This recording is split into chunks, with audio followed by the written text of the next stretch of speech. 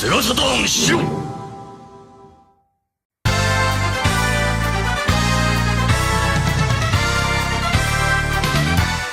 Welcome, everybody. Welcome to a brand new SHIRO show for this January 2023. I almost thought it was December still. Still feels kind of like December, doesn't it? Yeah, it does actually. I'm still stuck. I've made that mistake a couple times, and I've written 2022 a couple times. Like, well, I'm not ready for it to be 2023. Nope. It still feels like the old year. I know, right? But hopefully everything's good. Welcome to the show. I am Patrick TraynoCo, and this is Dave, aka SaturnDave. How's it going, Mr. David? Doing good, Mr. TraynoCo. TraynoCo, dude. Trayno, man. Shadow Mass is getting a cold. I feel bad for him because I just got done. I'm still getting over having a cold, and it's lasted a hell of a lot longer than COVID did. I demand you stop being sick, Shadow Mask, now. I know. Stop being cold. Yeah. Anyways, you know what's funny? I just realized that this I don't know if it's the filter or something, but it actually changed the color of my shirt. My color's a deep purple, and it looks blue, doesn't it? Deep purple. Yeah, your shirt totally looks blue. But then again, it's weird because this bottle right here is green, and somehow it's not keying out. It's like, well, it is kind of keying out, but it looks clear. But it's actually a green bottle, so that's weird. I actually wonder if it's just my, if it's actually my filters. Maybe it's like the color correction. Nope. Yeah, I don't know. That chroma key. Nope. It still looks blue even with everything off. Like, color key, chroma, like, everything is blue. I don't know. You could, I wouldn't mess with it too much now. Ooh, there's the door. We've got nothing. We've got nothing to talk about this week, so it's gonna be like this. Everyone. I mean, we could talk about we could talk a little bit about. What is it? We should just talk shit about the community. Yeah. All right. Like, you know. So list of people I hate. Sega Lord X, Retro RGB. I'm just joking. I don't hate any of those people. I love them so much. List the people I would rather leave the community. 1, TraynoCo. That's it. That's it. But no, okay. I guess, yeah, really we can, any personal updates before we start? I don't know. My life is so boring this last week. Oh, my parents are visiting, so that's fun. I'm sorry to hear. The kids are stoked. Oh, nice. You just say I'm just. Well, I mean, I hope for their sake that the weather isn't bad because it's been like Donner Pass is terrible. You know, all the blizzards and stuff. I mean, here in San Diego, it's great. Actually, like today, we're having one of the best weather days. But for the last week, it's just been rain and gray, which I'm over it. But that's definitely not something you want to hallelujah for. That's not rain and men qualities of praise. Right. I mean, in other parts of the country, though, it's worse. So I know I can't complain. I'm just, I'm over the gray. They say that it's May gray though, and we're not even into May yet. So I think I have a long time of just being really depressed. I've heard a couple other people like Audi Sorley. He was saying on Twitter. Oh man, name dropping now, huh? I'm just joking. Well. he just mentioned that he's going through bouts of the seasonal depression, and it's real. It's like for real because no, I know what you mean, man. January, February, March, I mean by then it's probably fine in San Diego, but we get a lot of these gray days where I'm just like I have no motivation. I don't know. No, I feel you. It's been, I wouldn't say it's been that way for me, but like it's been slow. I've been happy that's slowed down because you know how busy I've been, and I've been starting to get caught up on the podcast uploads. Like I think we'll upload like 3 new episodes this week of the show, so that's been up. So I think I'm only behind by 2 or 3 more, so I'm gonna put that up. I want to put up the Soccer Wars stream. I learned apparently that the audio levels, the audio tracks decided to reset on my game stream, so all the tracks are on one thing now. So yeah, thank you OBS. I really appreciate you doing that, resetting the tracks when I meticulously did that, so it didn't do that. So thank you. I needed that. Thank you for just completely messing that up. So now I can't isolate the audio. It's amazing. On top of Dave. that, it's not even summer, and I've already got mosquitoes. Damn. One just tried to bite me. Well, now it's and dead. I got him. Yeah, but dead. that sucks because it's not even summertime yet, and in the summertime they're all over me. I'm out here doing a footage capture or whatever, and the mosquitoes are all over me. So I have to have like a citronella candle or whatever. Yeah, you've been pumping those out. Like you've been like every single one. Like, God damn, Dave. Like, I was gonna do a Soccer Wars one, huh? Then our buddy Games Are Up will do it before us. Fair. Hey, no, right? that's fair. That's fair. That's fair, right? Yeah, I was like, hey, if we don't do it, then somebody else will, right? You know. Fair enough. Fair enough. We should plan on doing like dual ones sometimes and one up them like with both of us. Yeah. I think that'd be kind of fun. You really, I've been looking at the analytics, which is something I never really do or never really did before. And by the way, we're for being an entity for over 5 years, we've almost got 3,000 subscribers on YouTube. Hell yeah. We're close. We're getting close. I just think it's funny that it's taken us that long. But I think that speaks to the fact that we didn't pay attention to YouTube for years. Like, we didn't really care. We just uploaded crap and didn't really pay attention to the algorithm. Didn't really care. Weren't trying to like build the channel or anything like that, which it's debatable that we're trying to do that now. But at least now I'm looking at it. I'm looking at the analytics, and I'm seeing that Pat, he dropped this Castlevania video, right? Which is our like most viewed video of all time.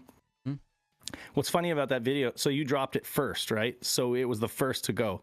Yep. Lots of folks dropped their own Castlevania Dreamcast videos, right? But Actually, you were the first. technically, my video appears on YouTube twice. Actually. Oh, okay. Oh, okay. Right. Okay. Well, He knows what I mean. Yeah. Outside of that, I will say yours went up first, so it got the most traction, like in articles and stuff. And year over year, it continues to do well. And for us, like if you look at our best videos that we've posted this year. That video's still in the running, because it does so well. And I was like, okay. 10K or I'll check it right now. How much we at with that? Oh, I think lifetime is like 30K or something like that. Oh my God, really? It jumped up that much? But for this year, it's around like 5K, which is some of our best videos are around 5K. And I realized Blue says 69. Right now. 69K. Okay, that's you're not serious though, right? That's my favorite Commodore upgrade module. See, from 64 to 69 was a 5 kilobit increase. My favorite upgrade. But yeah, it is crazy that the top videos are it's just kind of silly because it's like it's the Resurrection video, it's the Soccer Wars release, the original one, Defying Craig Stadler, and then the Satiator review are the top 4. It's and random, Sacred Pulse is pretty up there though. For this year, not for life, not if you look at it lifetime, right? So anyway, it got me thinking. Okay, it's really important. Posting first is really important. Like getting that information up there first is important. Trekkies mentions the Soccer Wars 2 trailer, first video he's had in years with interesting analytics. You mentioned the Soccer Wars translation trailer, right? That was also very early, right? It was like an early announcement video, right? So it was like literally, I stayed up. I think I explained it on the podcast that I stayed up all night working on that. Right. And like I literally almost killed myself because like it literally was like I started at like 6 or 7, and I didn't finish until like 5 in the morning the next day. But I need to because I was gonna go away for that weekend. So I needed to post it up before I left because I would not be able to there. I literally, because I was going to a Christmas party. It's been a phenomenal success for our channel, you know, in terms of overall lifetime. So anyway, so that's the thing is like whenever something big happens, I'm like, okay, we need to get like a video out. Some kind of referential video out so that at least folks are going to, as soon as they hear Soccer Wars 2 translation, they're going to be like, oh, I need to look it up, and they're going to look it up and they're going to be like, okay, here's a reference video or whatever, so. That works. Jiggle says hi. Jiggle85, come on into the live stream and voice chat with us. Come in voice chat in the SHIRO server. We can talk. We talk Sega Saturn because we don't have a lot to talk about this week. It's been a slow news week.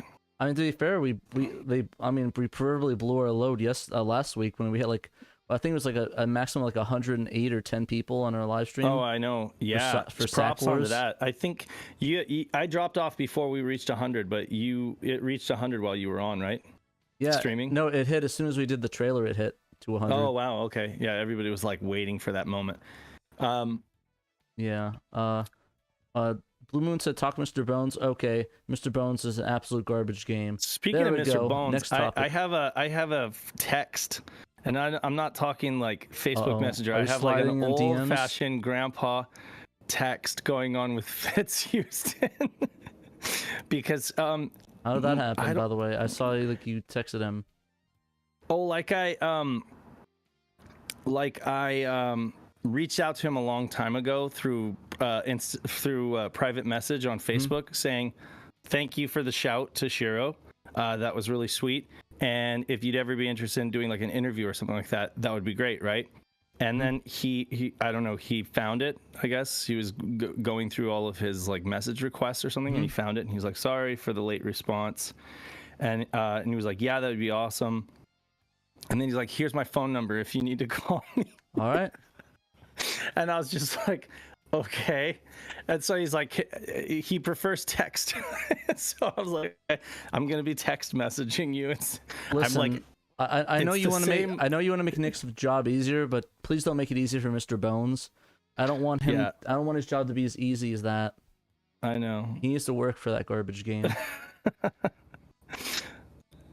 But yeah, I don't know. Somebody said they'd love to have Pat somebody on Facebook or whatever was like, I want to hear a podcast episode where Pat just talks about how much he loves Mr. Bones. And I was like, yeah, I'm going to have to knock him out and do Weekend at Bernie's in order to get him to say that. honestly, I'd be joke. All joke aside, if we got Fitz on the podcast, like my questions would be more about him getting into the voice, working with all the voice cast and stuff like that.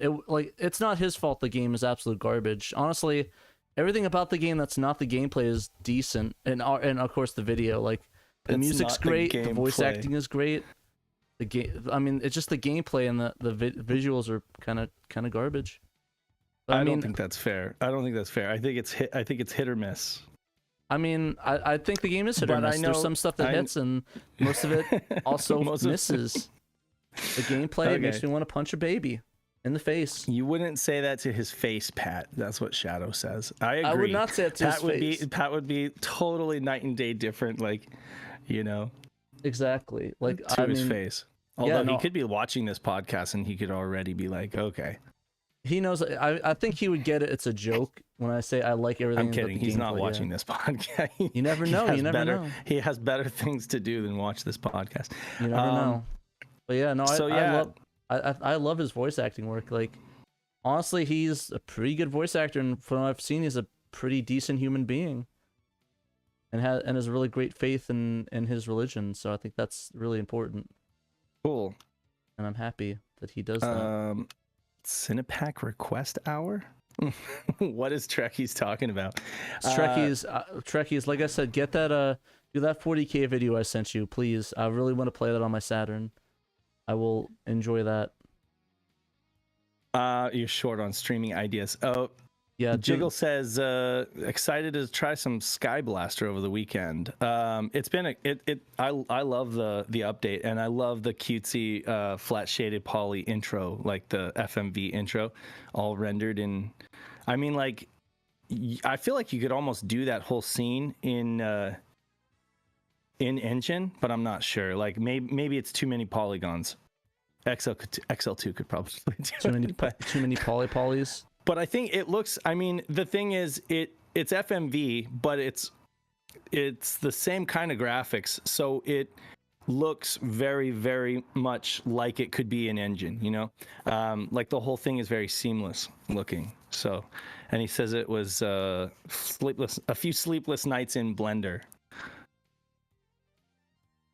That's fair. Yeah, I really like it. Honestly, if Ray wants to come and talk about his new work on his Sky Blaster updates, I'd be down.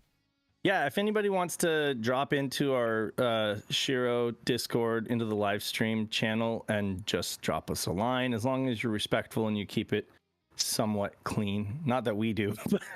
Yeah, but no, honestly, if Ray wants to come in here, I'd love to talk about his. Honestly, I think it'd be kind of fun to have like devs, even if Trekkies wants to hop in and talk about some of what he did with some of his projects. I'd be down. Like, Yeah, except for sure. Knight's not allowed there's to. Ray. I'm just joking. Love you, Knight. Hello. Hey, how's it going? How's it going, Ray? It's quite hard this year. It's a lot of work. Really busy. With your day job? Yeah. What do you do for work, if you don't mind me asking? Or like, well, you don't have to say the company, just like what you do. I'm a software developer. I don't make games as my day job, but I do a lot of programming. Why is it busy this time of year specifically? Well, it's always at the start of the year because they plan the releases of the software that way. So the new release is always at the start of the year. Yeah. Understandable. So yeah, we wanted you to hop in and just talk a little bit about your game and the progress you've made this year, and like what changes that were included in the new version of Sky Blaster that's up on the contest. Like maybe go through a little bit about it. Introduction. I wanted to originally do a lot more. There's a final boss planned. You have seen a snippet of it in the intro when he was emerging from the portal. But I just did not have time. I got extremely busy with IRL stuff, so I was not able to do anything about it. But I at least got a snippet of the story in there. Right. So what is that? Space tentacles or something like that coming out of the? It's supposed to be a spider. A spider. Okay. Spider. Galactic spider. Galactic spider. Yeah. Coming out of the mist fissure. Mission. Yeah. The FMV was probably the hardest part to get it to work properly in Joe engine. Oh. Because first I had to fight with the even converting to Cinema Pack. Because I don't understand any of the Mac stuff. I have never used a Mac in my life, so. Sorry to hear. Yeah, the Mac. I mean, the Mac. Did you have to use like the old Mac, or is it just like a newer Mac to do it? I had to use the emulator. Luckily, like a virtual system. Yeah. Luckily, I got a lot of help from Trekkies. From Trekkies. He's Excellent. The only one I know who knows Cinepack. So. I mean, at this point, he's a fount of knowledge on all that stuff. So it's wonderful to have him in the community. You know. So, have you guys ever seen the old video that's called like Mac Rant on YouTube? Yes. Oh yeah. Every single thing he says is 100% accurate about Mac OS 9 and early OS 10. I don't want to hear any Mac fans try and talk that down. The Mac killed my inner child. Every single thing he hits on, I ran into at least once or twice trying to set that VM up. Oh, yeah. That old world ROM is so broken. It's like, it's... Yeah. I wasn't even able to get it to boot. The absolute funniest one I know of is you can rename a system file to nothing and the entire computer crashes and there's no way to recover. That sounds like Mac to me.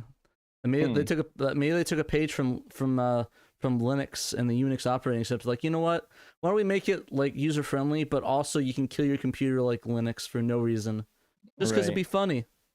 It would be a funny joke. Funny. Is it? Yeah, that all uses NS stuff, right? At that point, Mac 9, I think, or was it 10 that they introduced the NS stuff? That was 10. That was 10. Okay. 9 was still based on Copeland, which was like 8. Like they 9 was like the last gasp of classic OS. Right.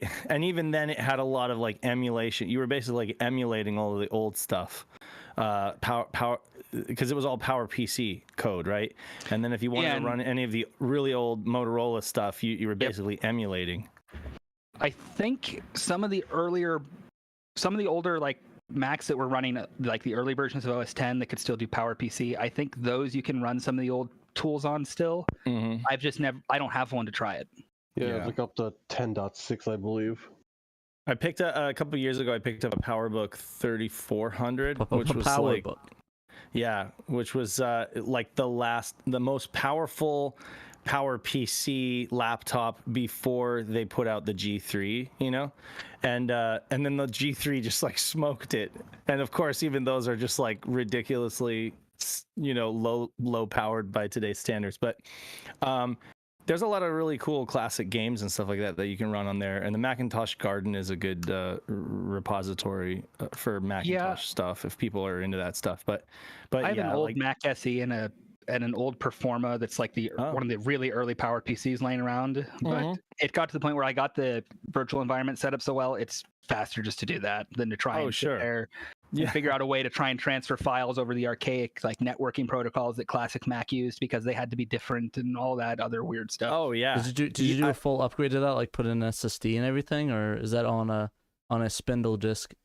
The SE has a SCSI to SD in it. The Performa is still on the original SCSI hard drive. I just haven't had a chance to go through it and do anything else with it. I was gonna say the other thing is like if you've ever had to open an old Mac, you never want to do it again. Oh right. I've cut my fingers so many times trying to work in those. Yes, you do. And like they have those really sharp edges. And it's like you need those annoying little spudger tools to open everything because they can't be normal and use screws. So it's everything's got to be like design and style. By the time you get the damn thing open and like the thing pulled out you want to replace, you're so pissed off that you don't want to work with it anymore. Understandable. Like I think one of my nightmares, like my favorite Macs of all time, is probably the Mac 2012s, or some of my favorite. Or no, was it 15? Or, no, it was 12. It's some of my favorites because you can just pull it out, replace the hard drive so easily. You can put new stuff in. But now it's like the 15's up. It's like you can't do that anymore. It's like it just. Well, so my DOS computer is the original IBM PC that we had growing up. Well, it's not an original IBM PC. It's one of the later PS2 models. Mm-hmm. But like that was the first computer I had growing up. It's like you open that thing, it's like, okay, it's 2 thumb screws on the back. The front slides off. Everything is card edge connectors and just pops out and slides back in. There's no cables. There's no wires. There's nothing to cut yourself in. It's a dream to work on. It's like, why can't you be that way in Mac? Yeah, it needs to be special. I still think the funniest Mac related design thing is the one time where I think it was either the heatsink popped out and the solution, I think it was the Mac 3, was the solution is you pick it up and drop it. It was the Apple 3. And basically the thing was, the thing was they had absolutely no fans in it. The entire chassis was a giant heatsink because Steve Jobs wanted it to be silent with no fans. Right. And the thing was it would heat up, and because it would get so hot, RAM chips and things would start popping out of their sockets, and the fix was to pick it up and drop it and hope it would reseat them. Yeah. Welcome to Macintosh. Crazy. But I did put on that PowerBook, I did put a compact flash. It was like a PCMCIA compact flash drive so that it would be silent, and I could boot 2 different OSs. And then I got one of those PCMCIA Wi-Fi cards, but the only kind of Wi-Fi it supports is like the old like unencrypted, WEP. So I have to like basically create like a guest network on my network that's like closed down and has a bunch of like Can you like even do that anymore? Garden. Sorry? Can you even do WEP on modern modems? I actually have to. You could create I could on my Nighthawk. I could, but I basically had to create like an invisible, like a private network that only I knew about, because I don't want anybody in my neighborhood like sniffing it. But like basically, and it's like locked down to just like the one MAC address, And so I like get on there to like get online, and then I disable it because I'm like, that's just asking for trouble, I had to do the same. I had to do something similar with the Wii. Because the Wii, I think, is also WPS only and no modern router can connect to it. I actually had to use like one of those little crappy, like the crappy modems. Like I have a Netlink that I have from 2009 or something.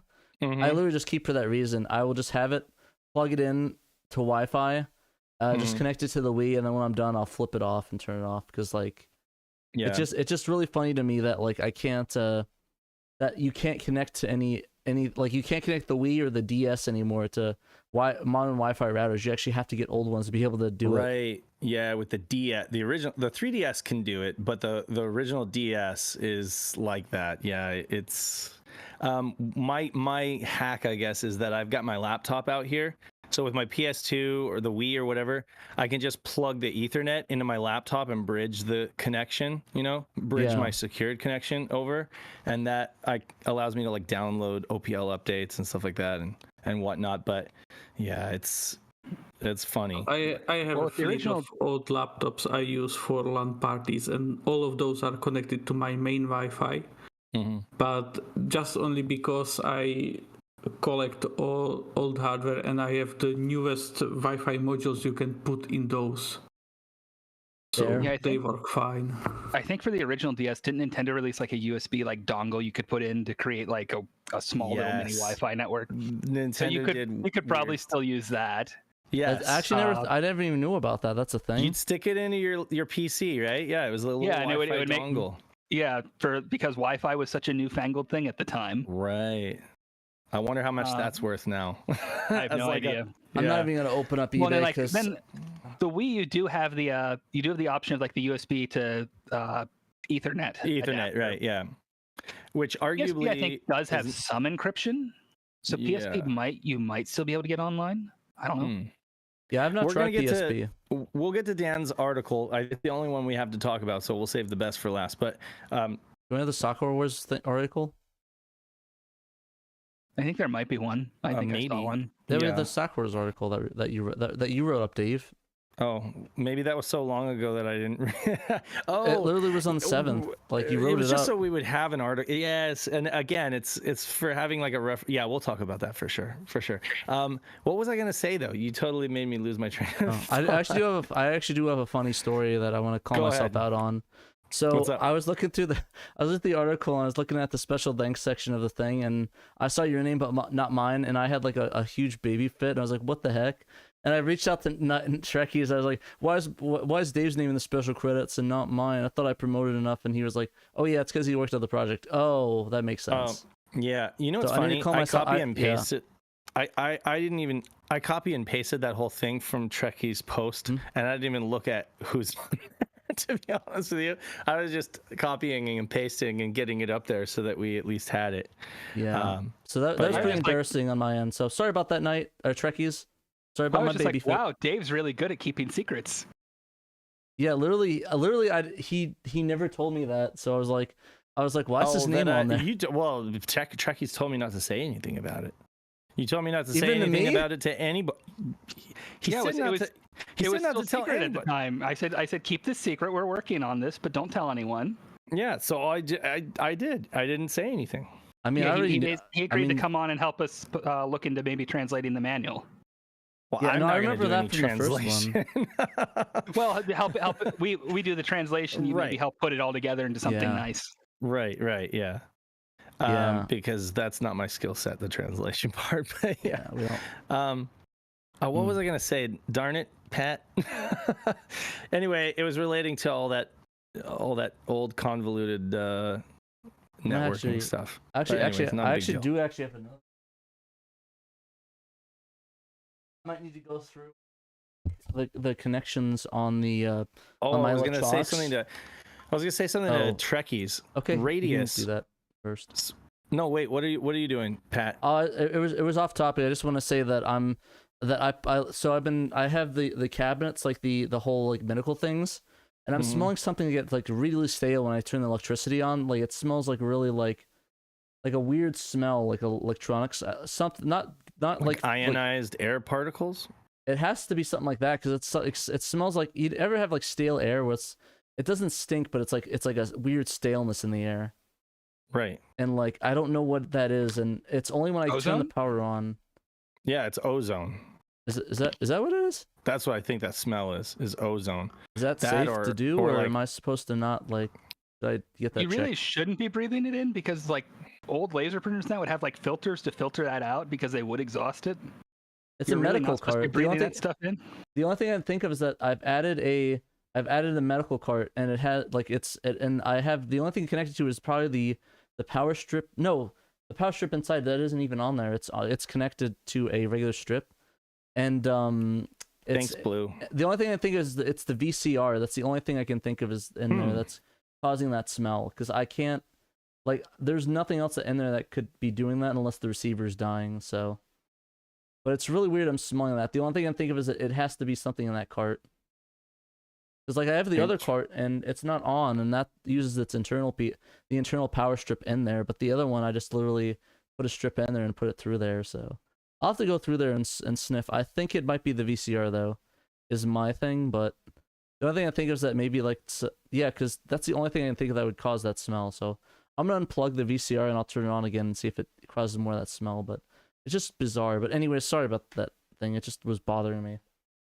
Well, Dave, here's one that might maybe a story of mine that I have that's like on old networking stuff. Did you ever do the thing where, like, on my old like DOS PC, I put an Ethernet card, I think it's like a 10 base 100 Ethernet card in there and set up all like the TCP stuff for it, just so I could try out IRC on it, and I was able to get into Twitch chat.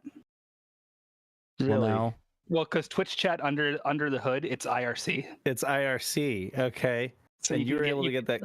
That's funny. There's a way you can set it up where you log into your Twitch account through IRC, and you can see Twitch. You can get into different people's, like, basically every streamer's like Twitch chat is another IRC channel. So once you're on the server, you just do like join hashtag like Sega Saturn SHIRO, and poof, you're in the Twitch chat. Nice. That's pretty funny. We need to get that running on a Sega Saturn. I mean, you might be able to if you can get a way to get it to authenticate for you. Yeah. Actually, speaking of networking and Sega Saturn, I believe Anthony, did you have a somewhat of a breakthrough over this past week? Well, I was playing Bomberman from the USB dev cart over to Yaba. That was a good time. Real hardware communicating with Yaba, right? Without a Netlink modem at all. Yep. Without a Netlink modem. That's phenomenal. That's awesome. That's like bridging the gap. I mean, because I imagine that a lot of folks who want to partake in the online tournament community and everything will opt for emulation over having to buy an exceedingly expensive modem. Oh, so actually, we're doing away with the modems, though, right? Oh, how was performance, by the way? It was all local, so it was really quick. I haven't tested over network. Okay. Oh yeah, but that's theoretically, right. You're making adapters, right? Yeah, I'm making serial adapters, but as of right now, I can't get that working with Yaul. How much is that going to be once you're ready to put those in the selling? My target goal is $20 shipped. That means I pay for shipping, not you. But that's really reasonable. Yeah, can you put me first on that list, please? Please. All right. I'll put me on the make a post right inside the chat. So first come actually first. Put all the SHIRO members on that, and we'll just expense it through SHIRO so that we can all partake. Yeah, that actually isn't a joke. We'll actually really do that. And no word of lie. Like so theoretically though, that shouldn't, even if you do end up putting it on a network and you're trying to play against Dan over in New York or whatever, right?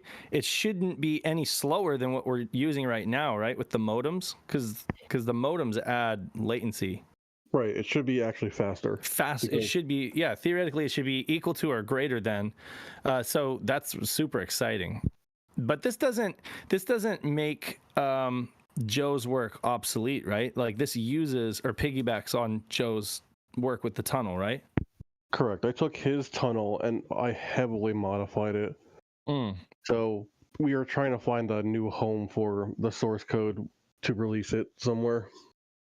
Because I don't want to work on it. He doesn't want to work on it.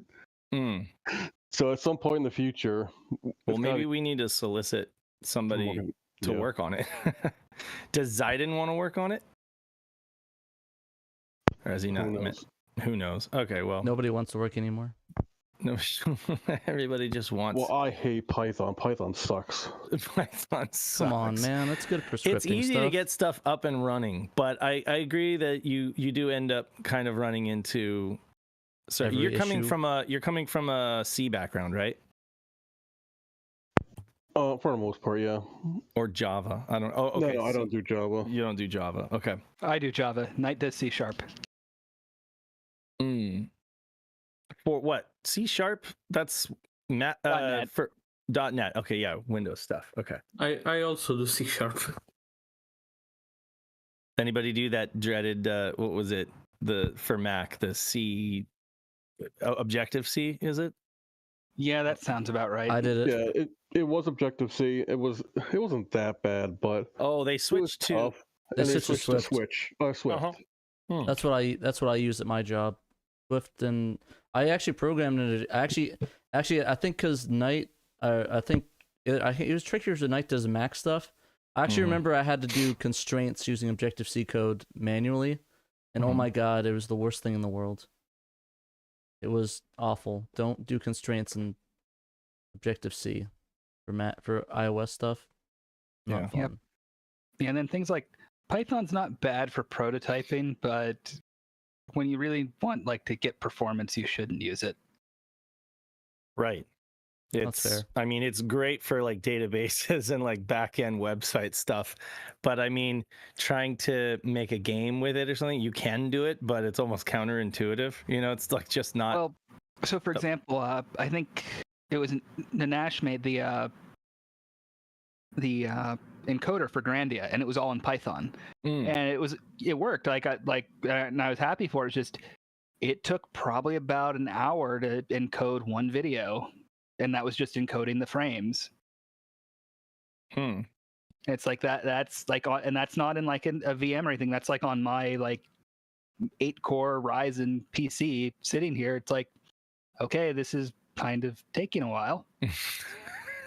It'd be worse. You could add 5 to 10 libraries to your packages to an iOS app, and it takes years and a half to build a 8 megabyte app. Yeah. That always sucks. Man, I was looking through all of the indie games that have been released on the Switch. There's so many. Not just physical releases, but eShop releases, stuff like that. And I was just thinking we should get physical. No. I was thinking how overwhelming it is, just the glut of how many games have been released since consoles like the Saturn up until now, and how much the canvas has expanded for developers to be able to tell their stories or do, you could easily, any one of the programmers that are working on Saturn stuff, I imagine, could probably make a Switch game, you know what I'm saying, if they wanted to, and they would have easier tools to use and probably a much bigger canvas to work with. So it's they're gluttons for punishment trying to bang out these homebrews on a close to 30-year-old console that's basically fighting you. And I was thinking, and even now I still look at the large library of games and tell to myself, I have nothing to play. I have nothing to play. Well, I think there was a joke in Nicktoons years ago where it's in the future there'll be 500 TV channels and nothing to watch. So it's kind of like that now. Yeah. What was that? But I think that may have been Fairly Odd Parents. It was. I think it was. Yeah. Yeah. But there was well, the thing I was gonna say about people developing new games, that's what a lot of the Genesis homebrew scene does. They'll develop it with the Genesis version as the lead, but then they have their tools and their pipeline all that set up in a way where they can also have okay, and we can take the logic, implement that in Unity, and then we have a Switch version, an Xbox version, a Steam version. That's how. So it's they have that Genesis version for that thing of okay, it's a new Genesis game, but for the realistic thing, if we want to make money, here's the modern versions. And I don't think we really have a way to do that on Saturn at the moment. Well, we could. It's a lot more. There's probably a bit more effort that goes into that for a 3D. I mean, Saturn that's exactly what Walfredo Missalon is doing, or at least claimed that he was doing, is basically starting with the Saturn, which would be the hardest version, and then just building out from there, porting it over to PlayStation. My thing is that, I mean, they technically have tools available to do something like that with the with that emulator engine that was the guys that did the Cotton ports and stuff, and all the Saturn tributes that worked on Something City. City Connection, I think, or is that it? City Connection. City Connection is the one doing all the Taito ports. So yeah, they could you could always do like an emulated version. It's just generally people would prefer to have like a native version for something like that. No, Yeah. and I think that's fair. And I think for reasonability, I think that it would be cool. I just really wish they would allow that emulator to be open source, that way we can port stuff on our own. But I can see why they want to keep that proprietary. The one thing I think would be an interesting thing to explore from for the 5th gen systems that are like have like the stigma of being really difficult to work with, have just like come up with some kind of way to like between all the homebrew scenes be like, okay, who has it worst, Saturn, N64, or Atari Jaguar? Ironically enough, I think 64 probably has the biggest stick. Like I remember, I don't even think they, because like they each have like their own, like each one has like a thing that makes it like very frustrating. It's like the N64, I think like the big one they have is their unified memory issue. Like it's shared between everything, and it has really high latency, and it's like if you screw up, you're going to be on the struggle bus. Because those platforms were so proprietary, you know. Then, like the Jaguar has the issue of it's so buggy, like it just doesn't work half the time. Yeah, I still think it's argue. Go ahead, Pat. I was gonna say, I just think it's crazy that we have better emulation for the Switch than the N64. Like that's just really crazy to me. Yeah, that's crazy. Yeah, my thing is, I remember that Pat the NES Punk is I guess he's still working on the N64 book, and my thinking is like he said he's so much problems in emulation. At that point, why not just run it on an EverDrive and do that? You know, it's like at that point I would just do that and just get a really high quality capture card and mod it N64, and you'd probably save yourself a lot of time just doing that. Yeah, I wouldn't disagree. But I mean, it could be, you know. So I was talking to Voxel a couple weeks ago, you know, trying to convince him to submit his work to the competition. You know, I was like, you made this big game, you know, and it's impressive, you know, for what it's doing on the Saturn. I think it's impressive. You gotta release it. I guess he ran into some, you know, haters online, which is just par for the course. You know, you're gonna run into people saying stupid stuff, running their mouth online. I still think the funniest one is the guy complaining that they didn't have like the honorifics and the Soccer Wars 2 translation. Yeah, idiots. But the go thing ahead. with Voxel, that might have actually been Ponent and myself, and it was we weren't hating on his work. We were just saying we think there was like an unhealthy obsession with Sonic Extreme in the Saturn community, and we were simply saying like it's really impressive. We like what he did. We just don't think it's like the best thing to be emulating. Was what we were arguing.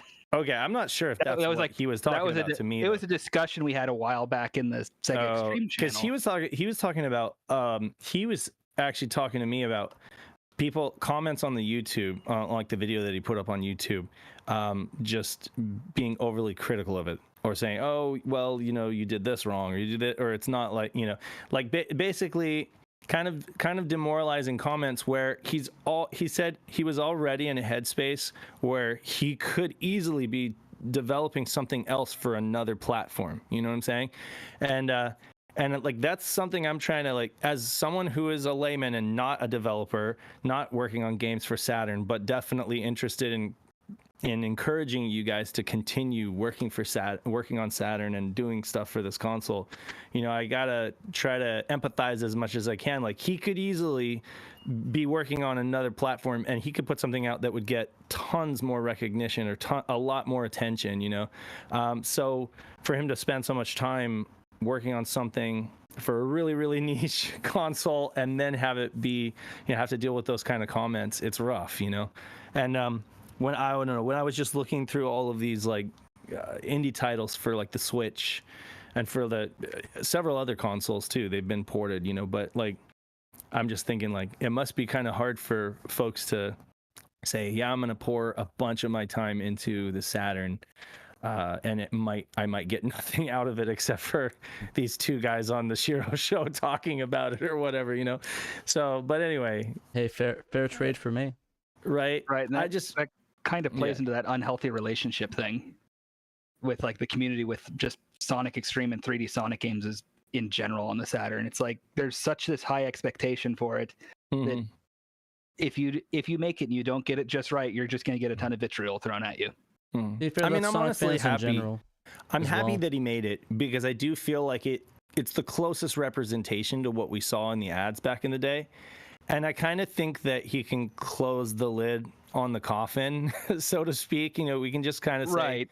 okay, and this is great. Between this and what XL2 did with the Metal Sonic boss, it's like we basically have what they had back in the day. Right. And now we can just kind of move forward, you know, move on. And the thing I applaud Voxel the most with is he got so much farther on his own in a shorter amount of time than an entire team at Sega of America did back in the 90s. Didn't one guy almost die because of it too? Right. And it's, to me, I'm like, Voxel should like take that as a massive win for just how like him versus like an entire professional dev team, he just smoked him. Mm-hmm. I have to say though, and I'm going to sound like a broken record because I've said this before, but here I am saying it live, is that when it comes to 3D Sonic on the Saturn, like folks who have played Sonic Jam and they've messed around in the little Sonic world environment that Sonic team put together, like that's perfect. Like that's the graphics are great, the models are awesome, the Sonic running around works, the platforming works. If somebody could just take that idea and just like, I don't know, I guess you can't reverse engineer that, but you could. I mean, XL2 has shown us that you can pretty much just recreate something, you know, from scratch.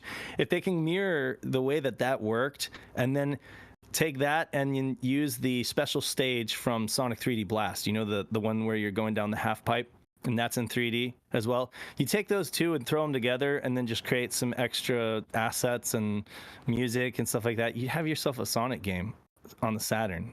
Like, I wish somebody would do that. It's tempting for me to quit SHIRO and just start hitting the books and start learning how to develop for Saturn. Well, like I've said it before, the one thing that I've been disappointed in is the lack of interest from the Sonic Retro community with all the reverse engineering, the hacking, the ROM hacks that they do for like, the Genesis games and even the Dreamcast and the PC ports and that.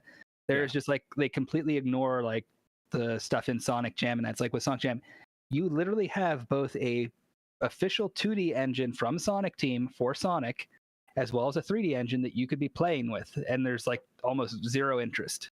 Yeah.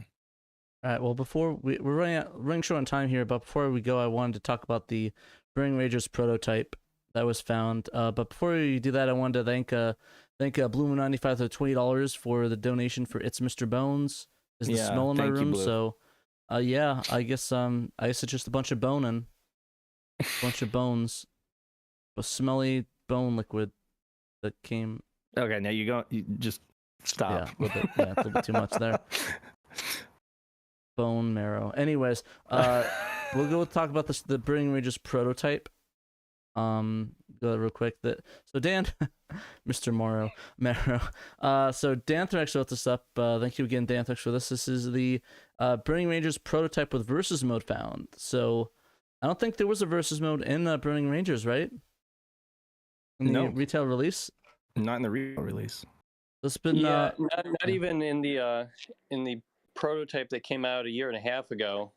This is the only time that the versus mode has ever been playable or even seen in action. So this is a kind of a remarkable discovery. And what's crazy is that somebody had access to it since 2005. This French blogger had apparently played it at somebody's house and wrote about it. And I guess somebody just had a disc, and it's believed that the disc was given to a UK magazine as like a pre-release review type of a thing to write up a preview article. And so that's how it's made it into the public. And so this Bo Bales, who runs this Low Context Burning Rangers Twitter account here, he saw that blog and was like, I wonder if that person still has that prototype disc. So he reached out, and sure enough, he did. And he was okay with releasing it. So it's been released through Hidden Palace, and you can download it right now. And I have not tried it, but I presume it'll play on your Saturn just fine. It looked like it was an image file and a Q file. So I wonder how much of the code here is similar to Knights. There's a versus mode in Knights where you basically go around paralooping each other, and that's it. You're just in kind of like you're just in a cylindrical stage where you just kind of like try to paraloop each other, and if you get like 3 paraloops on the other guy, then you win. And it's like a kind of an afterthought to the game, like in terms of content, but it's cool. It was a cool little thing that they put in there. So. It's kind of interesting. You can go to other rooms as well. Like you can just literally no clip in other rooms, which I'm surprised. This prototype, some kind of a function where he can hit a button and kind of just move his character around through walls and stuff. Wasn't there an anti-gravity section as well? Like a button he was able to press and then go walk on the ceiling?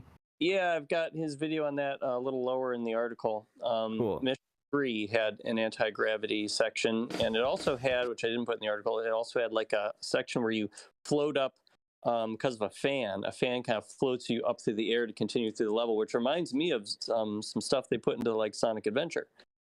They clearly had that thought originally for Burning Rangers. And then we're looking at here a kind of a sub game, which is accessible through the mode menu. I think that's the only instance of it being playable. I don't think it's in the other prototype. It's not in the final game, right? Isn't this like the big landman I thought that this part was in the original game. Okay, maybe it is, but as you see, it's got some debug text. But it's different. Yeah, this is like if it was like a mode that was just accessible to make it playable at any time, because I think it was like it's in the original game, yeah. But there might be something different about this one. You can unlock it. Okay, Trekkies is just saying you can unlock it basically. Interesting. So can you pop a link to so folks can download this image, the Hidden Palace link in the YouTube chat? Okay. It should be in the article, right? Yeah, it's in the article. It's in the article. Okay, but for folks who maybe want to go, okay, so folks need to click on the article. Yeah, link to the article, and they can go check it out. Oh, Shadow just did it. So yeah, so you can go download this and mess around with it now. Yep. Do that, and I'll pin the. Awesome. So shouts to Bo for running that blog and digging up more and more cool stuff. Yeah, because it was just a couple of weeks ago that he reverse engineered the Burning Rangers password system, and we did a story on that. So you wrote that, Dave, right? So yeah, he's been. There's Dan. You don't need that big. I need to update that picture with a SHIRO shirt. That would be rad. New photos, and I forgot to put them on the website, so I'll have to do that. Oh, but good. yeah, Bo's been cooking with his Burning Rangers stuff. Who knows what else he's gonna find? Did you show the that new video that's on the prototype as well? A little cinematic of like the villain experimenting on some girl. I don't know all the Burning Rangers lore. Oh, is it this one here? No, it's up higher. I see it. She's like an anime-looking chick. Lady? I don't know all my Burning Rangers lore, so I don't know what's going on here. Right. It's interesting, and it's not in the final intro cinematic, right? So that's a character. It's one of the Burning Rangers. There's a great video on YouTube as well that deals with this, but that's basically one of the characters, and you don't really know. She's the character that you save in the last level, essentially. And there's a lot of DNA in Burning Rangers that carried on into Sonic Adventure on the Dreamcast. And where there were like 6 characters in Burning Rangers, there were like 6 characters in Sonic Adventure for the Dreamcast. And there was like the Orca showed up in Burning Rangers, and it showed up. Yeah, there are a bunch of like similarities between Burning Rangers and Sonic Adventure because the games were like developed back to back. This girl kind of reminiscent of Maria in Sonic Adventure 2, and like the bad guy on the station who's kind of experimenting on her is sort of like Robotnik's father in that game. That even looks like the planet, the spaceship thing. Kind of like the Death Star, Ark. yeah. It does look like the Ark. Or yeah, the Ark. It was called the Ark in that game, wasn't it? Man, yeah, they totally ripped off. They totally ripped off. Sonic Adventure 2 totally ripped that off. What a bunch of jerks. Yeah, Hopefully so they'll get credit for it. Going off of memory here, I think the lore is like she was sick with a terminal illness, so her dad built a spaceship to like keep her frozen and in space until a cure could be found, and then like the ship becomes sentient and brings her back, and it's like Right. crash into Oh, Earth come or on. They something. literally stole that. They literally just recycled that for Sonic Adventure 2. Meh. But yeah, so basically so it's not like an evil scientist experimenting on her. I think that's supposed to be like her dad making the thing for her. Interesting. Was that like okay. a subplot in it or something? Thanks, Or Malenko. You pretty Malenko, much just get a plot dump in the last episode. So like the last level, you just get a giant plot dump. Got $2 donations from Malenko. Danthrax is the best Thrax. Anthrax is the best Thrax. Better than Anthrax. Hey, I like Anthrax. Good band. Yeah, they're okay. Okay. So the video that well, folks need to disagree. check. Okay, hold on a second. I'm trying to get the link, and I'm gonna toss it up in the YouTube chat here. It's called Burning Rangers: The Hubris of Sonic Team. Isn't that a bone? Say what now? Isn't the hubris a bone? Oh, damn it. What happened here? This link, Facebook like ruined this link. Of course they did. A Mr. Bone. Did I say Mr. Bones? I didn't say Mr. Bones, did I? Oh no, I said hubris. I think I was thinking of what's a bone? Humorous? Here we go. There's the link. It's by a girl named Alicia Goranson. This video has been up for like 7 years. Okay. It's been up for like 7 years. It's one of the best Burning Rangers videos on YouTube. So there you go. She gets a shout. Folks need to check this out. So somehow I clicked the link in the chat, like the chat thing for our chat on Twitch or on OBS, and literally the chat turned into a link. Like it literally erased my chat and made it a link. Like I opened up the video. Like how did that even happen? How did like I don't know. I don't even know. That's what was going on or whatever. I guess I don't have a Twitch chat anymore or a YouTube chat. So RIP that for seeing that in the corner. It's really weird. So I guess I have to look at the left, middle of the screen. Danthrax is the Manthrax. I like that one better. Trekkies. Like is Burning Rangers like one of your favorite games? I have to ask. It's probably my favorite like first party game on the system. Oh, okay. I could probably tell. I could take a guess. Honestly, it's kind of funny. Every time I see that image, I just associate with Trekkies from now on. Like every time I see it, yeah, Tom's in the chat. I think that's the power of it though, is that now Trekkies, every time I see that character, I just think of you every time. Even when I play the game, I'm like, oh yeah, that's Trekkies. That's cool. That's kind of a weird thing to say, but I think it's funny. What time is it in the UK right now? Like, is it 12? Oh, it's 12:02, right?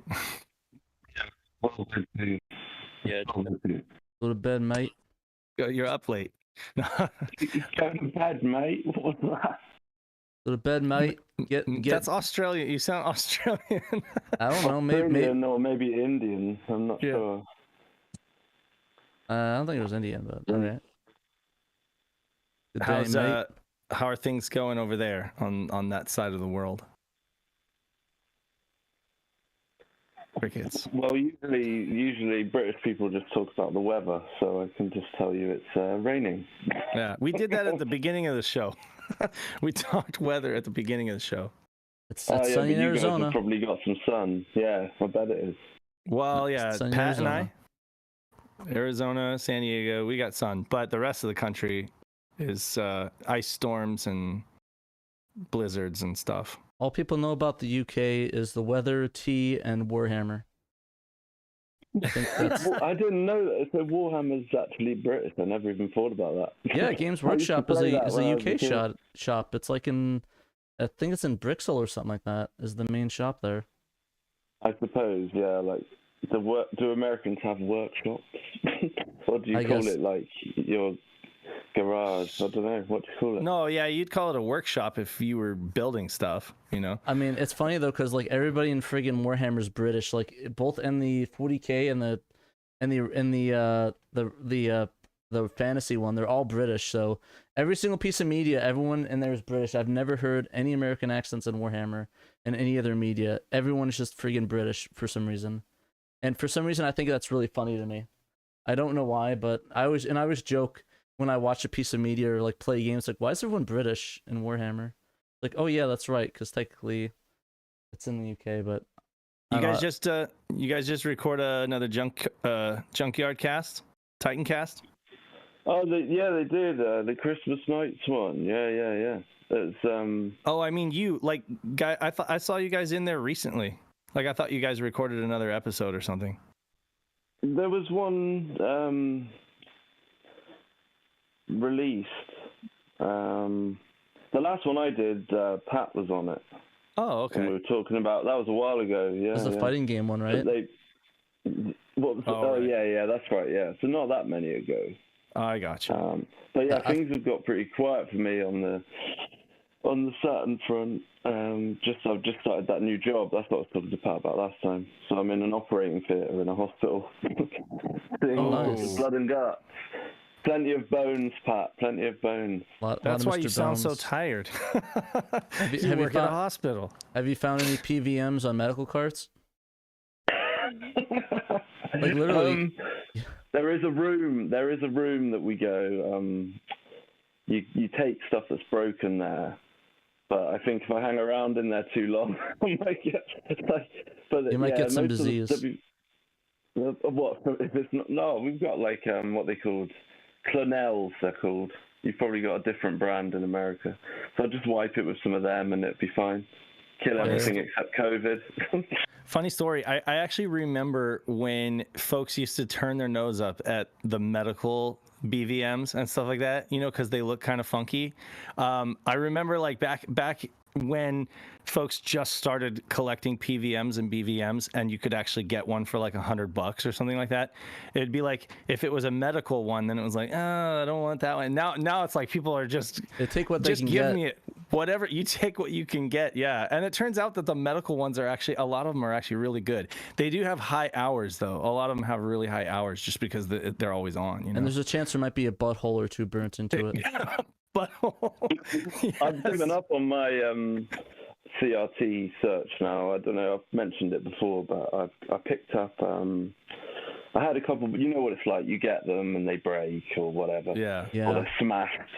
But I went to a place called Shepton Mallet in the middle of, it was dark in the winter in this weird, creepy old lady's farm. Finally found it in the garage. She had two Bang & Olufsen TVs. I won one for $5, probably about $5 to you guys. Right.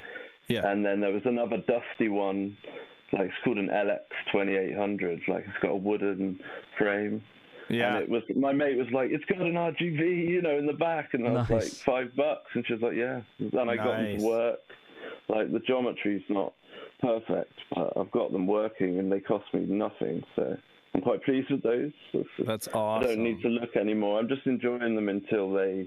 I think that's the important thing. Is just try not to tinker. That's my New Year's resolution. Stop tinkering and enjoy stuff.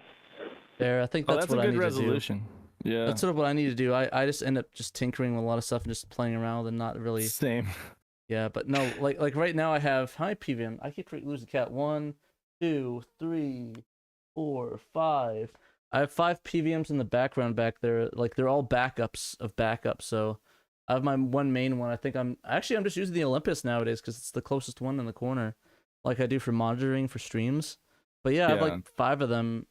That's not even counting the other 2 I have, the PC CRT and then the little black and white one. But yeah. I just want to. I just don't want any more or any less. I just want to keep those as backup. So if anything happens, like one of them dies and I can't fix it, I have backups for that. So I'm kind of jealous of the UK when it comes to some CRTs. Like they have this thing. It's fairly common for me to find these CRTs, Sony's, Olympus, I don't know, several different brands, Samsung, that were wide format but not HD tubes. They were like standard definition tubes, but they were wide format, and so they could accommodate 4:3 content, and they could also accommodate wider, like letterbox content, and they didn't have anything like that in the US. Like, sorry, I was just going to say the BO, it's a BO Vision 3 32 is the one I won in the auction, and then picked up the other one. So the one I told you about is like 4:3, and it was like 1987. If you look up BO Vision, basically that it is it's the first widescreen that B&O did. So it doesn't have I'm not sure it really has a proper exact 4:3 mode. You can change it. They're called formats. You go through them by pressing buttons. Right. I went in with the test suite, and I've just got it. I know there's the one that's you've got the two cubes, the red squares. Yeah. I can't remember what it's. So as long as they're the right size, that'll be fine, And it's got some weird vertical scrolling at the top. Like I was playing. This is what I'm talking about, Tinker, and I was playing Elemental Master I discovered that on my EverDrive on the Mega Drive. I was playing it. I was like, on the top of the screen, I can see this annoying rolly thing, and then I just changed a few settings, and then it's better, but it's not perfect. But the widescreen thing, for F-Zero GX, I basically maxed out, filled the whole screen, so it's not proper widescreen, but it's just great fun playing that game. Looking like that, yeah. It's a good example. It doesn't do 480p or anything like that, but because you guys got shafted on that though. You guys got RGB, but you didn't get 480p on the GameCube, which I think honestly that's a bigger L for you guys than a W. To be honest. Yeah, I think if you can get one, just get a small CRT and play your game. I was going to say this Burning Rangers thing has just blown me away because there's so much Saturn stuff every other week. I'll listen to an editor's thing that I really enjoy those. They're wicked. The things you're doing with Beta. Thank you. I think we should be doing. Me and Dave should be doing one coming up, I think. Yeah. Oh, nice. We have a good idea. Oh, great. There's just a new game or a new translation. There's so much. I guess because you guys are so in it all the time, maybe it doesn't seem like a surprise, but no, there's a lot. There's You're right. So much. Yeah. It's mental. It's hard great, to keep, isn't it? Yeah, and that's the thing is we're so in this, but if you asked me to tell you what the latest thing going on in the Dreamcast community, I'd be like, let me ask Derek really quick. Let me get Derek over here. To be fair though, I think the Dreamcast stuff is more splintered and very fractured. While there's the Dreamcast junkyard and stuff, it's not well, it's just because we're SHIRO, so small, right? We're so small still that we're where there's with SHIRO, it's everyone we know everybody, so it's we'll be aware of stuff I think I knew about Soccer Wars 2 for a year before it was even announced. So we'll know about these things and for years and years, or we'll hear early stuff.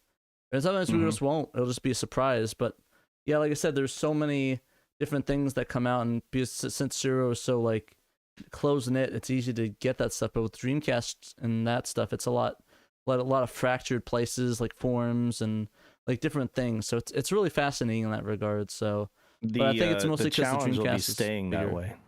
Hopefully, I mean, the challenge for us is going to be staying that way. Because if Saturn gets bigger, that's good. But the unintended consequence is gonna be that you have factions and things splintering out. And I mean, the junkyard, the Saturn junkyard has always been a separate entity. But to me, in my mind, it's like a sister. It's it's just kind of like an extension. Sister site, yeah. A sister site, yeah. And we always love, propping you guys up and telling folks to check out the Junkyard Titan cast, which is a great cast as well.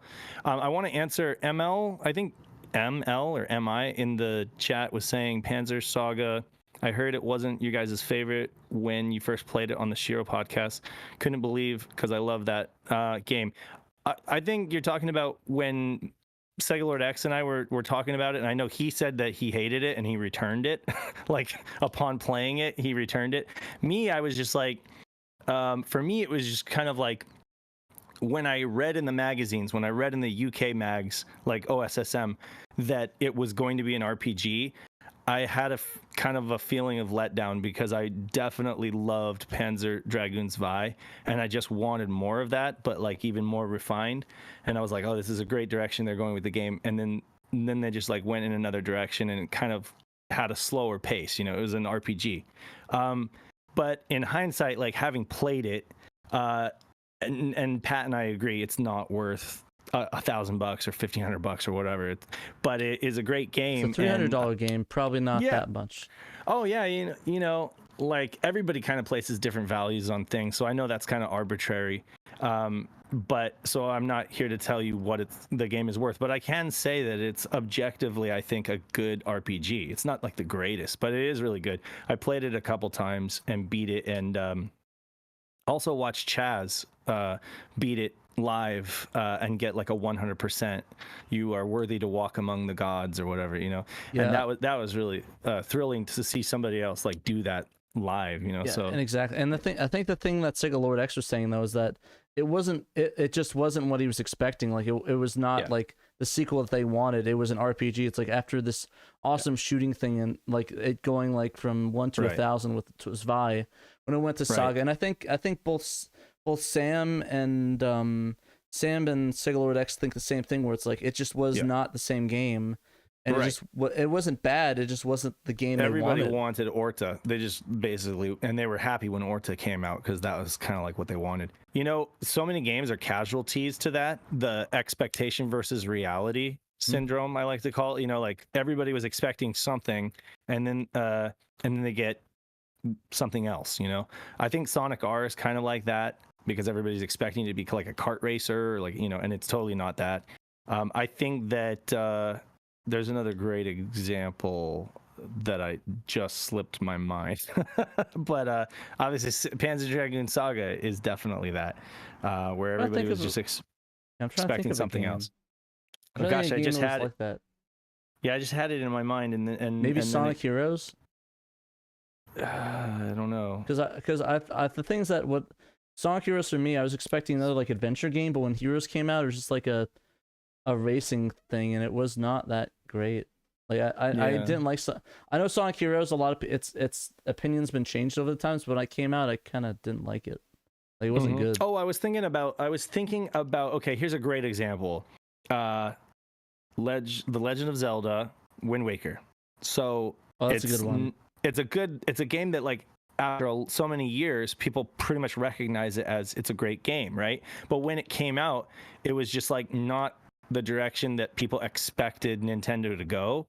And so for a lot of people, they were just like, oh, I just can't get with the cell shaded thing, or it just doesn't, but I love Wind Waker on the GameCube, and I've played it subsequently and I love it. But again, I think it's a good example of just like people's expectations. Games can't live up to that. To be fair though, it didn't help that it was teased when the GameCube first came out that there's this another 3D.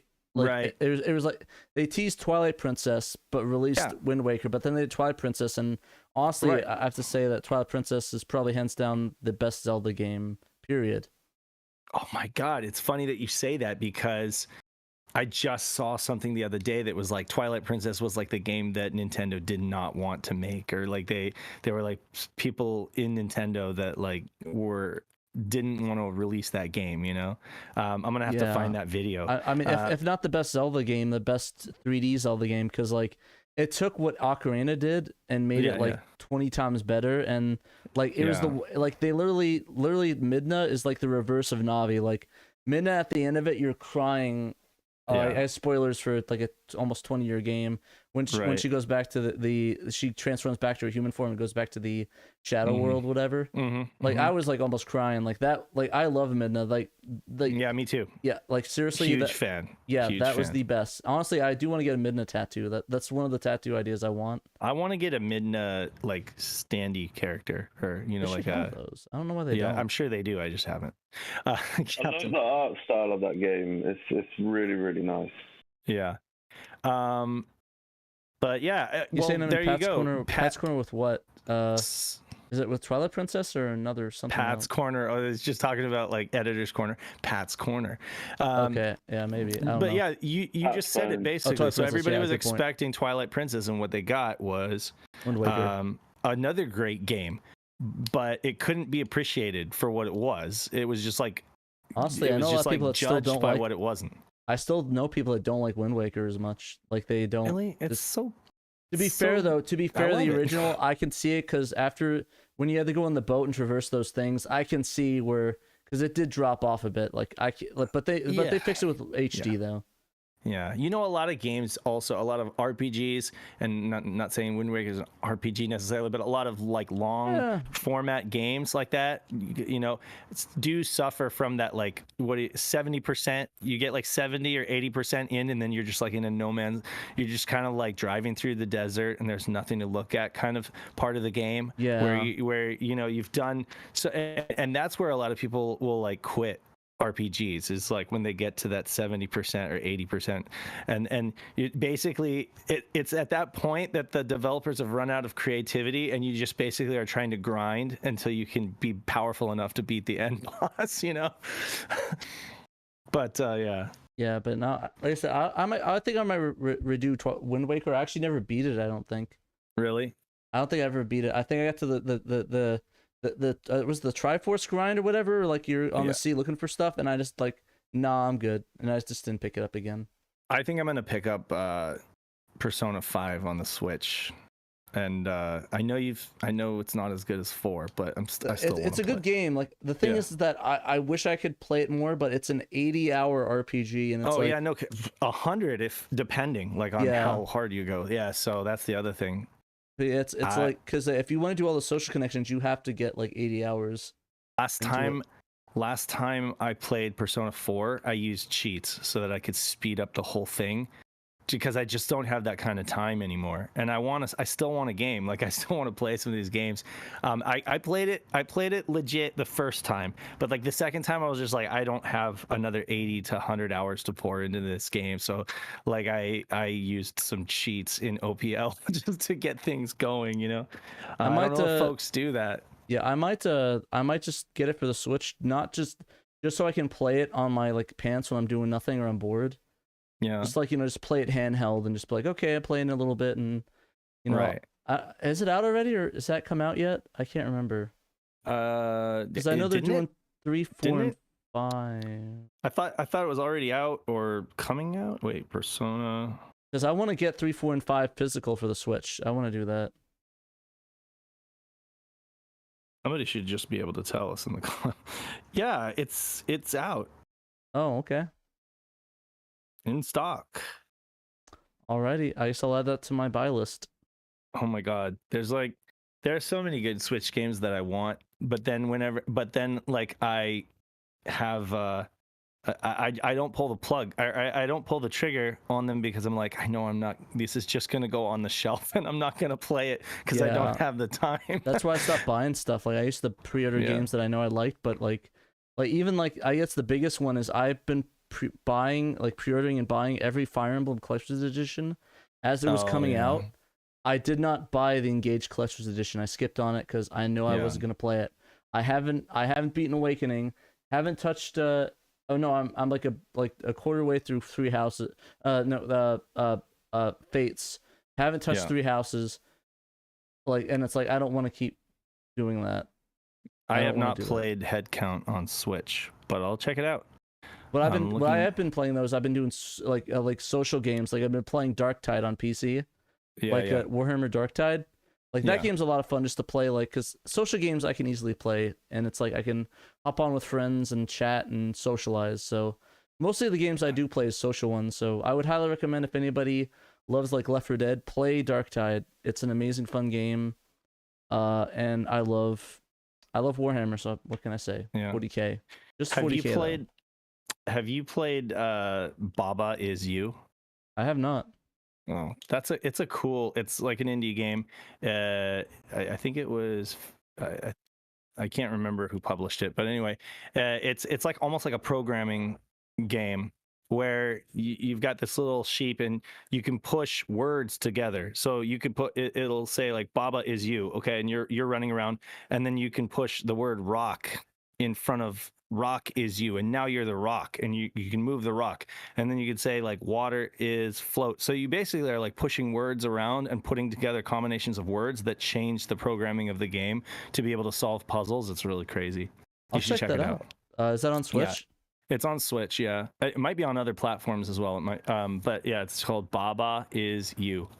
You know, it's interesting. There's a comment somebody put in the chat about unnatural selection. I was like, wait, my friend just said something about we were just talking to a friend about that, and like I looked, it's like, oh, that's why it was the person that I know in the chat. I was like, oh, that's weird. I was just talking about that to a friend and had them like I found like because like. I was talking because they mentioned something about like unnatural selection, like they watched Game Grumps play it, and I was like, that's kind of cool, and it looks like a really cool, like it looks like StarCraft 2 with the vibe of, you know, those old DOS games like System Shock, like the original, sort of like that, and I was like, oh wow, it's interesting, and I was like, all right, so yeah, I checked that out, and I was like, oh okay.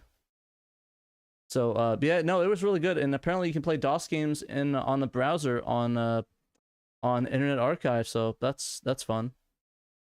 You can play. You can. That's totally true.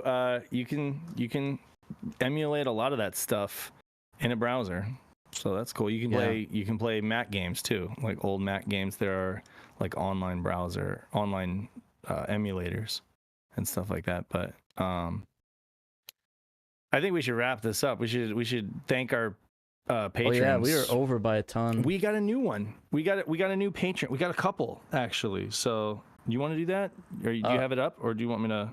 I had it up. I actually just updated the credits because I did not. You probably. It's okay. I got there. I'm there. You talk. There we go. All right, I'm here. Desktop site because I have to do that, and then patrons. Yeah, and. Shouts to everybody who supports us. Yeah, a lot of money on Patreon. Even a little bit. We appreciate it. Any bit's a lot of bit. Oh, and buy a magazine. They're up. They're live. Oh yeah, I forgot about to talk about that. Yeah, the magazine is live. If you want to buy it, that's on the SHIRO thing. Now is the time. What's the shipping to the UK like? What is it? Oh, it sucks. $23. Yeah, like if you want it, all told, it's a $31 31 USD proposition because it's $10 for the mag, and then the shipping is like 19 or 20. Yeah, it's crazy.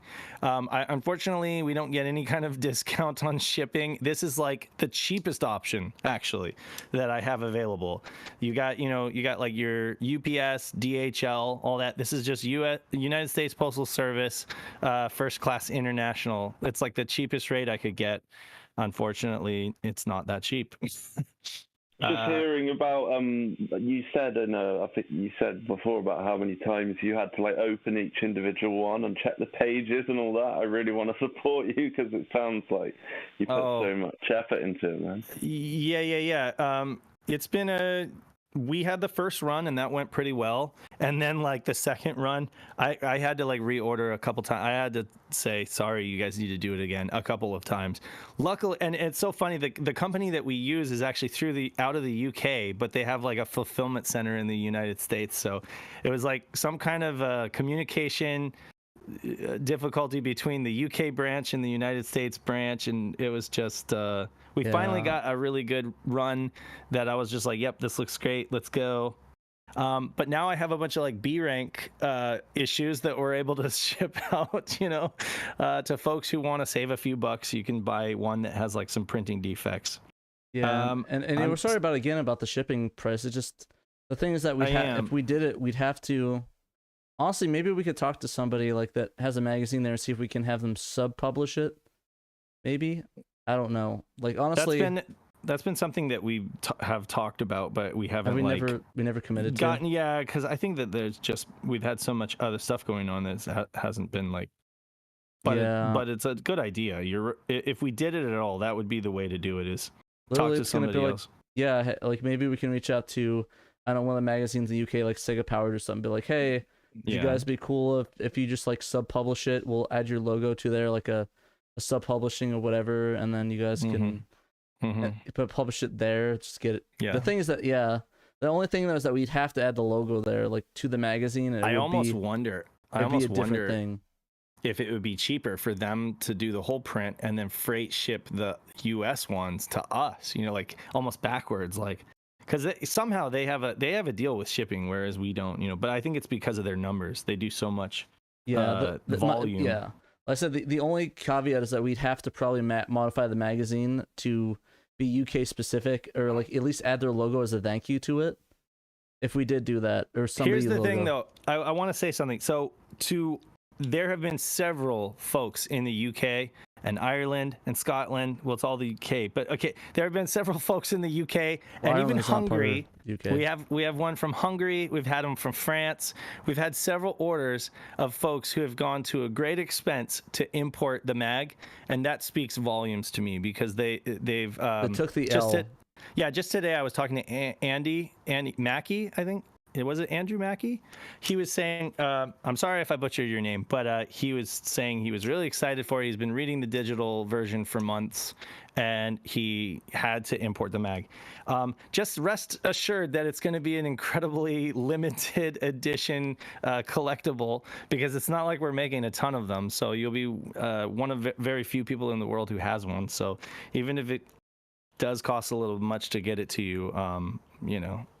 I wonder. My thing is, I wonder how much cheaper it would be if we let them distribute it. We give them a portion of it, and we charge a little bit more to.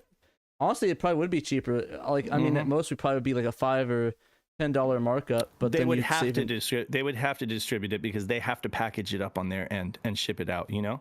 Yeah. It's not like we could do it. So yeah. I wonder how much of an upcharge that would be though for them to do that for us. If we talk to one of the guys. But we'll have to talk to them about that.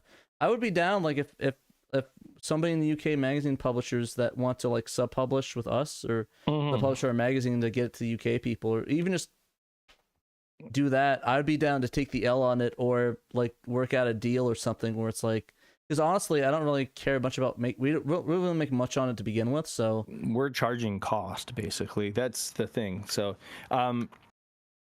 let me read these. I gotta go pick up some pizza. I had it like a timed order, so I have to. So this is all of our. Here are all of our $10 and above patrons.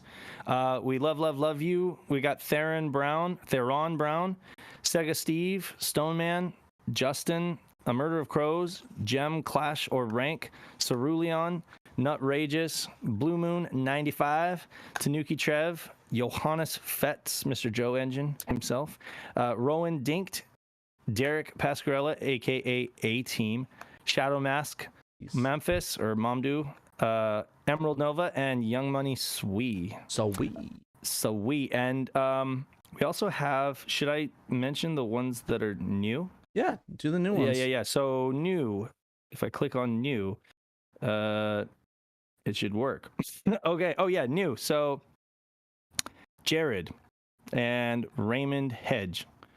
Thank you guys. I think I already mentioned Theron Brown. Theron Brown is a new $10. Thank you. And Stuart Stapleton, was he mentioned last time? I don't know. He's a old comer, but he's back. Okay, and then Shaolin Turtle. That's an awesome screen name. So yeah. Jared, Raymond Hedge, Theron Brown, Stuart Stapleton, and Shaolin Turtle. Shouts to you guys for supporting us at any level and becoming a patron. Yeah, and if you can't support us financially, you can like this stream right now. Press the like button, share it out, maybe talk about SHIRO on your social or whatever, and spread the word of the Saturn gospel. I forgot I had that open. And there's Dan's beautiful smile. Sorry, Dan. And then I had that. I forgot. But yeah, if you can buy a T-shirt through our Threadless store, and you can buy a magazine right now. Get them while they're hot. Either a $5 blooper or a $10 perfect print. And I don't know what else to say. I guess, like, if you want to take L's, if you're in these countries, you're taking massive L's. So sorry about that. And join us every Friday for SHIRO Show at 3 p.m. Pacific and 6 p.m. Eastern and 11 p.m. UK. Sorry, folks in the UK. I thank you for watching if you're in the UK, though. Yeah, absolutely. Big commitment. But yeah, I really appreciate everyone that supports us and financially, supporting us, sharing us out. We're already getting 40 viewers. We're up to that level. So thank you very much. We love you all. Yeah. Love you all. You guys are amazing people. And stay locked on. Oh yeah, we're gonna be judging a contest. That's right. By the end of this month, February. That's in 2 weeks. That's in 2 weeks. Oh God. So I'm gonna have so I'm gonna be scrambling to get all my votes in. But yeah, so we're gonna have the results of the Saturn competition, and we'll see how that shakes out. Oh, and David, that means that David, you're only $1, but that still means the world. That's still a lot to us. Any amount helps. The fact that you want to give us $1 is amazing. Yeah. So thank you. Thank you so much. Seriously, that makes a big difference, believe it or not. And the fact that you're here, and I've seen your name in multiple streams, so you're member of our community. I hope that you're in our Discord chat, talking to folks every day. We're here every day in Discord talking Saturn stuff and just messing around. And then that's it, I guess. That's it, guys. I was gonna say something else, but I forgot. So love you guys. That's what we're gonna say. Yep. All right, that's about it. So remember, guys, thank you for watching. And remember, you must play. You must. Sega Saturn.